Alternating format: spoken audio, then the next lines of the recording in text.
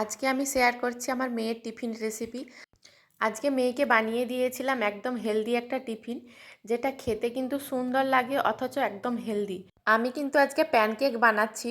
তো প্যানকেকটা বানানোর জন্য আমি প্রথমে কলা নিয়েছি। কলাটাকে এরকম ছোট ছোট টুকরো করে ছুরির মাধ্যমে কেটে নিচ্ছি। নিয়েছি একটা মিক্সিং জার। মিক্সিং জারের মধ্যে কলাগুলোকে ছোট ছোট টুকরো করে কেটে নিয়েছি। আর দিয়ে দিচ্ছি 3 চামচ মতো ওটস। এটা ওটস আর কলা দিয়ে কিন্তু আমি প্যানকেকটা বানিয়েছিলাম। খেতে কিন্তু ভীষণই সুন্দর হয়। বাচ্চারা কিন্তু এটা খুবই মজা করে খাবে। একবার এইভাবে কিন্তু বানিয়ে দিতে পারেন। আমি এখানে আমুলের যে গুঁড়ো দুধটা হয়, আমি সেই গুঁড়ো দুধ নিয়ে নিয়েছি।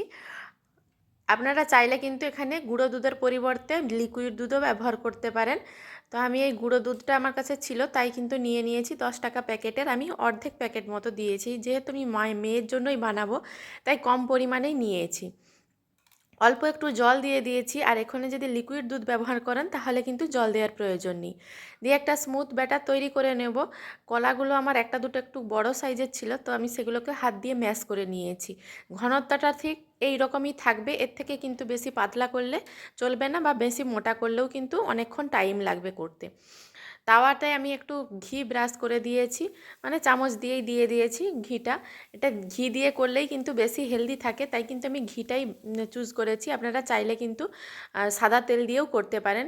অল্প একটু ব্যাটার দিয়েছি, 2 চামচ মতো ব্যাটার একটু ছড়িয়ে দিয়েছি। তারপর এরকম ঢাকা দিয়ে কিন্তু লো ফ্লেমে এটাকে করে নেব। 2-3 মিনিট মতো রেখে দেব, তারপরে কিন্তু উল্টে দেব। উল্টে দিয়ে আবার অপর পিঠটাও 2-3 মিনিট মতো রেখে দিতে হবে, তাহলেই কিন্তু প্যানকেকগুলো একদম রেডি হয়ে যাবে। তা প্রথমে কিন্তু আমি এখানে কোনো মিষ্টি ব্যবহার করিনি, মানে চিনি ব্যবহার করিনি। তারপরে ভাবলাম যদি আমার মেয়ে পছন্দ না করে একটু মিষ্টি স্বাদের না হলে, তাই কিন্তু আমি 1/2 চামচ মতো জাগরি পাউডার দিয়েছিলাম। আপনারা চাইলে কিন্তু এটা স্কিপ করেও যেতে পারেন। আর এমনিতেও কিন্তু খুবই মিষ্টি হয়েছিল, জাগরি পাউডারটা না দিলেও হতো। তো আমি দিয়েছিলাম, যাতে আমার মেয়ে তো খাবে না বলছিল, তাই আমিও দিয়েছিলাম। তারপরে আমি আবারও একটা বানিয়ে নিচ্ছি। জাগরি পাউডারটা অপশনাল, এটা দিলে একটু কালারটাও কিন্তু ভালো আসে, কিংবা চিনির গুঁড়োও দিতে পারেন। চিনির গুঁড়ো দিলেও কিন্তু প্যানকেকগুলোর কালার খুব সুন্দর আসে। আর এই প্যানকেকগুলোর মধ্যে কিন্তু 2-1 ফোঁটা আপনারা ভ্যানিলা এসেন্স চাইলে দিতে পারেন। তাহলে কলার যে একটা ফ্লেভার থাকে, সেই ফ্লেভারটা কিন্তু আর আসবে না, কলার ফ্লেভারটা চলে যাবে। তো আমি এইভাবে কিন্তু সব প্যানকেকগুলো তৈরি করে নিলাম। দেখুন দেখতে কতটা সুন্দর হয়েছে।